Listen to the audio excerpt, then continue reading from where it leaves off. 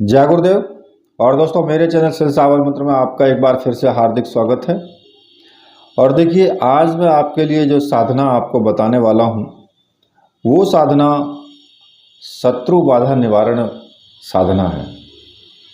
देखिए, चाहे आपके जीवन में किसी भी प्रकार की बाधा हो, किसी भी प्रकार की शत्रु बाधा हो, या आपको शत्रु परेशान कर रहे हों, किसी भी प्रकार से कोई परेशानी आए, या फिर कोई प्रशासन की तरफ से कोई परेशानी आए, या फिर कोई भी ऐसी बाधा हो जो उपस्थित आपके सामने ना हो, तो आप ये प्रयोग संपन्न कर सकते हैं। इसके अलावा यदि आप या आपके परिवार पर किसी ने कोई तांत्रिक प्रयोग कर दिया गया है, जिससे घर में बराबर कोई ना कोई अड़चन आती रहती है या बाधा आती रहती है, तब भी इस प्रयोग से वो बाधा या अड़चन दूर होती है। व्यापार पर या घर पर किसी ने कोई मैली क्रिया करवा दी हो, तब भी ये प्रयोग आपके लिए अनुकूल रहेगा। इससे जीवन में जो समस्या हैं उनसे मुक्ति पाकर के आपको सुख जरूर मिलेगा। क्योंकि ये जो साधना मैं आज आपके सामने बताने जा रहा हूँ, ये साधना बहुत ही ज़्यादा तीव्र साधना है और केवल एक दिन की साधना है। अगर आप इस एक दिन की साधना को कर लेते हैं तो आपके सामने किसी भी प्रकार की समस्या हो वो समस्याएं सभी दूर हो जाती हैं। क्योंकि ये साधना है ही ऐसी। साधनाएं तो मैंने आपको बहुत दी हैं, लेकिन ये साधना अपने आप में बहुत महत्वपूर्ण है। क्योंकि देखिए, अगर आप इस संसार में रहते हैं, ग्रस्त जीवन में रहते हैं, तो फिर आपके शत्रु भी जरूर होंगे। और अगर आप जितनी ज़्यादा ऊंचाइयां आप चढ़ते हैं, उतने ही ज़्यादा आपके शत्रु भी बन जाते हैं। ऑटोमेटिक ही बन जाते हैं। वो ज़रूरत नहीं है किसी को बनाने की। ये भी ज़रूरत नहीं है कि आप किसी से लड़ाई झगड़ा करेंगे तभी वो आपके शत्रु बनेंगे। नहीं, अगर आप उन्नति के शिखर पर जा रहे हैं तो आपकी टांग खींचने वाले आपको बहुत मिल जाएंगे, चाहे आपको वो जानते हों या ना जानते हों। क्योंकि ये तो देखिए, यहाँ की बात है कि आपके पड़ोसी हैं, वो पड़ोसी ही आपके जलने लगेंगे। आपके घर परिवार वाले हैं, वही आपसे जलने लगेंगे। अगर आप 4 पैसे अच्छे से कमाने लगो, अच्छे से अपने बच्चों का पालन पोषण करने लगो, तो समझिए कि दूसरे के जो दूसरे हैं ना, चाहे वो आपके घर वाले हों या आपके पड़ोसी हों, उनके दिल में दर्द उठना शुरू हो जाता है। पता नहीं क्या कारण है, ये सब कलयुग का प्रभाव है। और जब उनके दिल में दर्द उठना शुरू हो जाता है ना, तो फिर वो सामने से तो कुछ कह नहीं सकते, लेकिन वो घुमा फिरा करके इसी प्रकार की विद्याओं का फिर प्रयोग करते हैं कि भाई इसके ऊपर या घर के ऊपर कोई ऐसी विद्या करवा दी जाए जिससे कि ये आगे ना बढ़ पाए। और देखिए, ये तो बात छोड़ दीजिए, ये तो खैर आपके मोहल्ले पड़ोस की बात हो गई। आपके घर परिवार में भी ऐसे व्यक्ति आपको मिल सकते हैं जो आपको जानते ही नहीं हैं। वो भी नंबर 1 के कलाकार मिलेंगे आपको। कैसे? मान लिया कि आज आप YouTube पर ही कोई चैनल बना लो, ठीक है? ये मेरा प्रत्यक्ष अनुभव है, मैं किसी और की बात नहीं कर रहा हूँ, मैं तो अपना अनुभव बता रहा हूँ। आपने YouTube पर ही कोई चैनल बना लिया, आपका चैनल ग्रोथ करने लगा, आपके सब्सक्राइब बढ़ने लगे। मान लिया 2-4 लाख आपके सब्सक्राइब हो गए, ग्रोथ अच्छी हो गई, लोग आपको पसंद करते हैं, तो दूसरे जो यूट्यूबर हैं उनके दर्द उठना शुरू हो जाता है, उनके पिछवाड़े से लग जाते हैं। अब कैसे कि यहाँ पर उनको दर्द सिर्फ ये नहीं होता कि भाई दूसरा व्यक्ति बढ़ रहा है, उनको ये होता है कि मैं क्यों नहीं बढ़ रहा हूँ। अरे भाई, तुम भी बढ़ोगे, लेकिन उसके लिए कर्म तो करो, तभी तो आगे बढ़ोगे। जब तुम्हारा कर्म ही नहीं है ऐसा, तो फिर कहाँ से बढ़ पाओगे। और फिर उन लोगों का शुरू होता है सिलसिला ऊट पटांग कमेंट करना, ऊट पटांग तरीके से प्रश्न करना, मतलब कि तरह तरह की उनकी जालसाजी जो है वो चालू हो जाती है। जबकि उन व्यक्तियों के कोई जान पहचान नहीं है, किसी को देखा तक नहीं है, लेकिन फिर भी इतनी ईर्ष्या है। ये तो मैं स्वयं भुगतता हूं, तो इसमें कोई बड़ी बात नहीं है। खैर, उन लोगों का बस तो चलने वाला है ही नहीं, ये तो छोड़ ही दीजिए कि कभी बस चलने वाला है।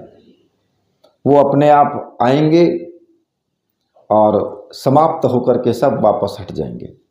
खैर, ये तो और चीज़ें हो गई, लेकिन मैं आपको जो यहाँ बता रहा हूँ, शत्रु की बाधा, चाहे देखिए शत्रु किसी भी रूप में हो सकता है।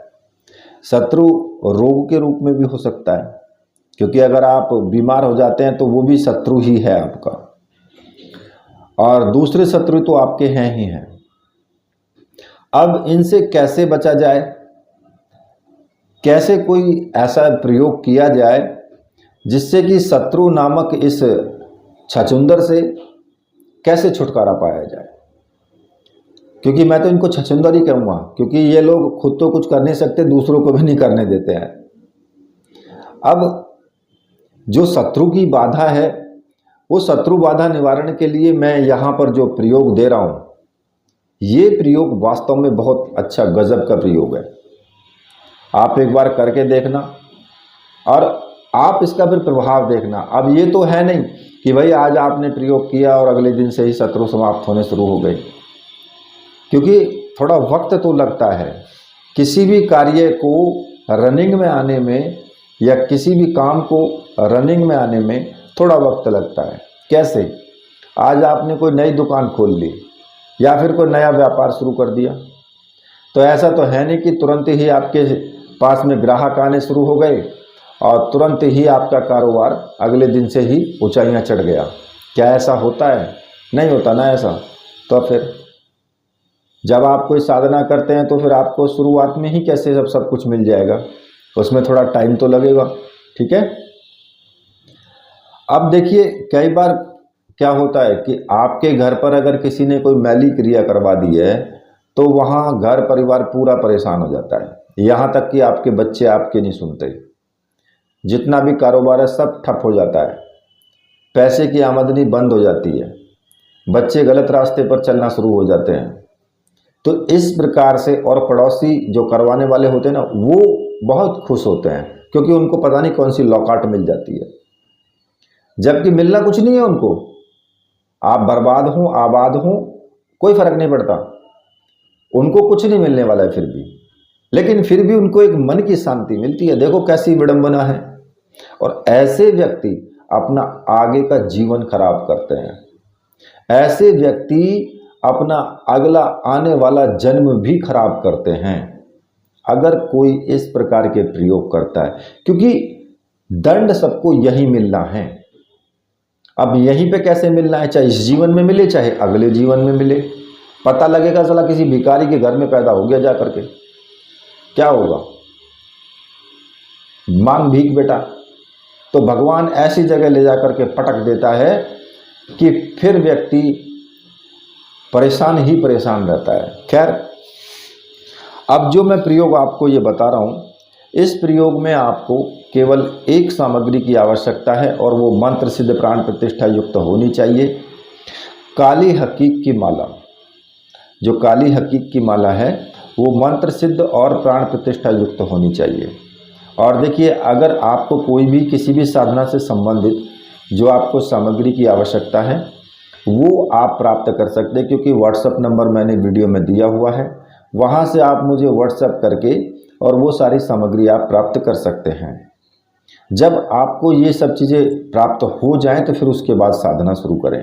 और देखिए, ऑर्डर किसी को भी करना है, आराम से आप बेझिझक होकर के ऑर्डर कर सकते हैं, आपको सामग्री आपके एड्रेस पर ज़रूर मिलेगी।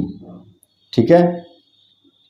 जब आपके पास ये सामग्री आ जाए, एक काली हकीक की माला आपके पास आ जाए, तो फिर आपको क्या करना होगा कि एक आपको काले रंग का वस्त्र लेना होगा।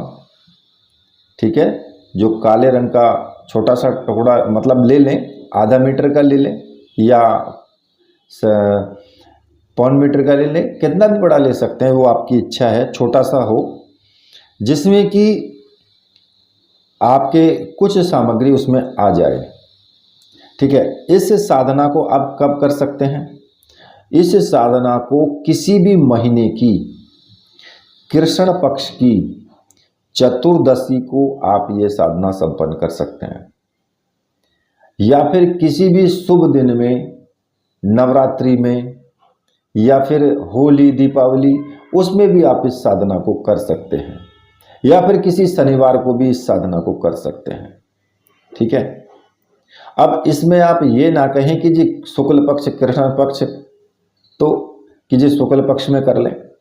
अरे जो साधना जिस दिन में जो विधि है उसकी जो बताई गई है उसी के अनुसार करनी है, उससे अलग आपको कुछ भी नहीं करना है। ठीक है, मात्र एक दिन का प्रयोग है, केवल एक ही दिन आपको साधना करनी है।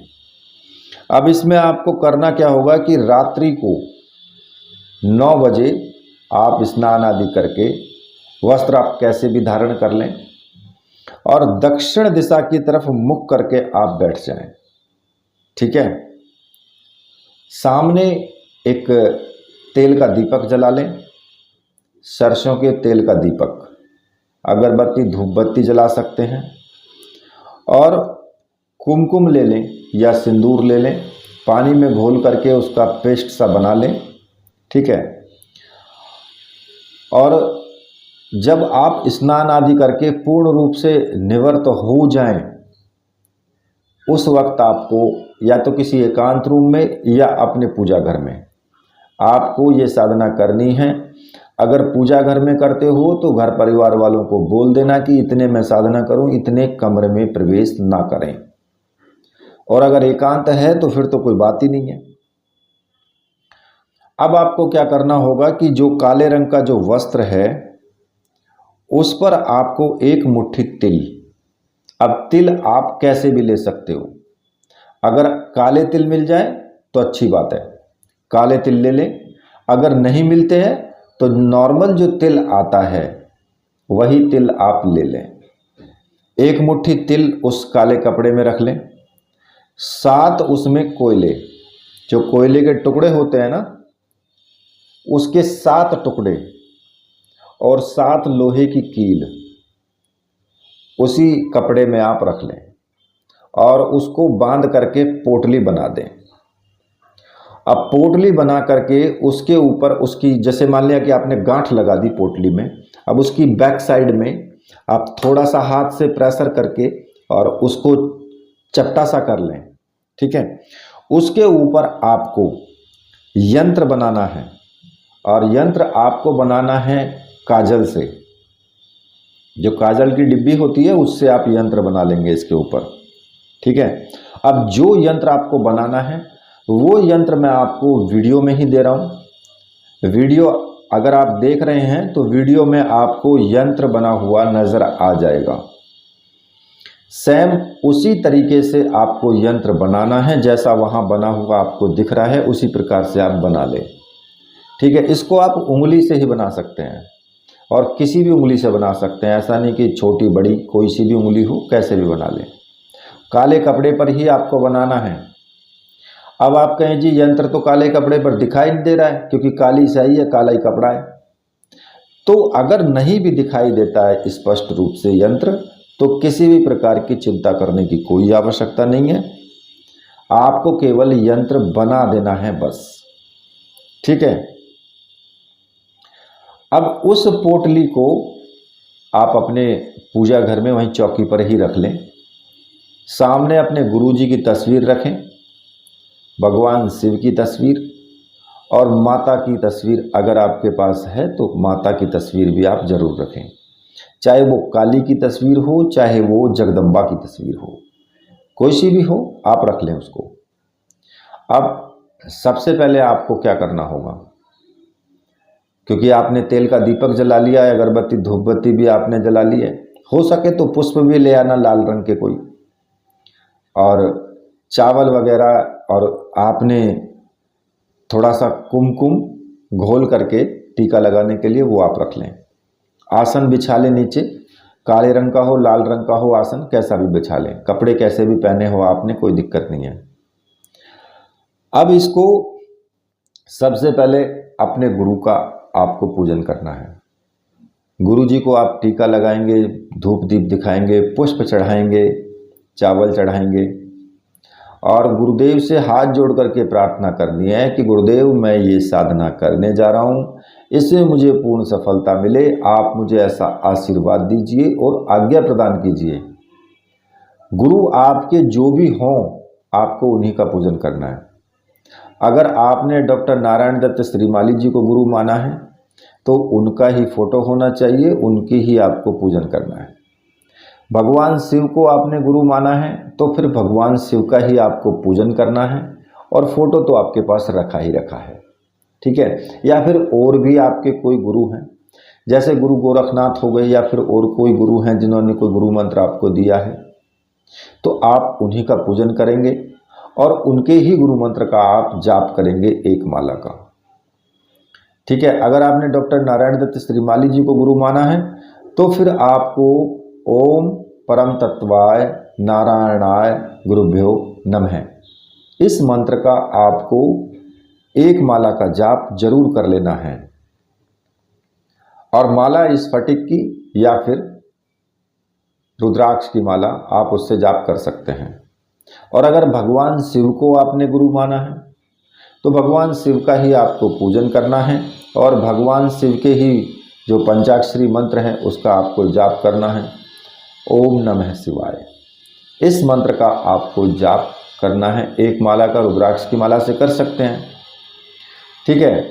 और गुरुदेव का पूजन और मंत्र जाप करने के बाद फिर आपको एक रक्षा विधान करना है और वो रक्षा विधान इतना तीव्र और साफ रक्षा विधान है कि किसी भी प्रकार की कोई भी शक्ति आपकी जो पूजा घर है उसके अंदर प्रवेश आप नहीं कर सकती है, ठीक है। चाहे वो भूत हो, प्रेत हो, प्रेतनी हो, कोई भी हो, किसी भी प्रकार का कोई जीव जंतु आपके उसमें प्रवेश नहीं कर सकता है, चाहे वो सर्प हो, बिच्छू हो, कोई भी हो, यानी कि पूर्ण रूप से आपकी वो रक्षा करेगा।